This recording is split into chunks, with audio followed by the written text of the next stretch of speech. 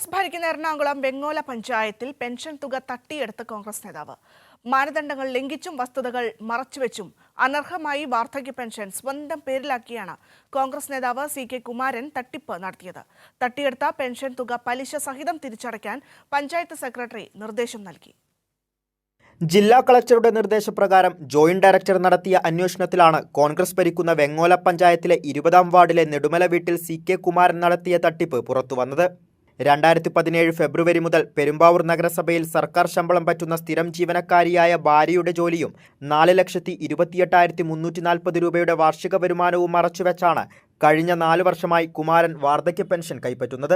2021 ഫെബ്രുവരി മുതൽ 2025 മെയ് വരെ കൈപ്പറ്റിയ 84,600 രൂപ പെൻഷൻ തുകയും 18% പലിശയും 15,228 രൂപയും സഹിതം 99,828 രൂപ തിരിച്ചടക്കാൻ പഞ്ചായത്ത് സെക്രട്ടറി നിർദ്ദേശം നൽകി.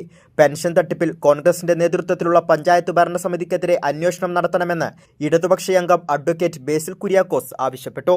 ഈ കഴിഞ്ഞ നാളുകളിൽ ഇവർ ഇത്തരത്തിലുള്ള സ്ഥാപിത താല്പര്യങ്ങളാണ് ഇവിടെ സംരക്ഷിച്ചു പോന്നിട്ടുള്ളത്.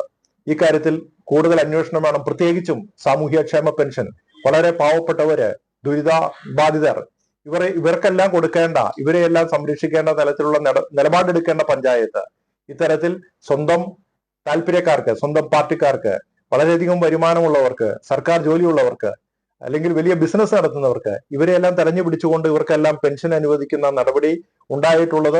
സംഭവത്തിൽ കുമാരന്റെ പെൻഷൻ സസ്പെൻഡ് ചെയ്തു.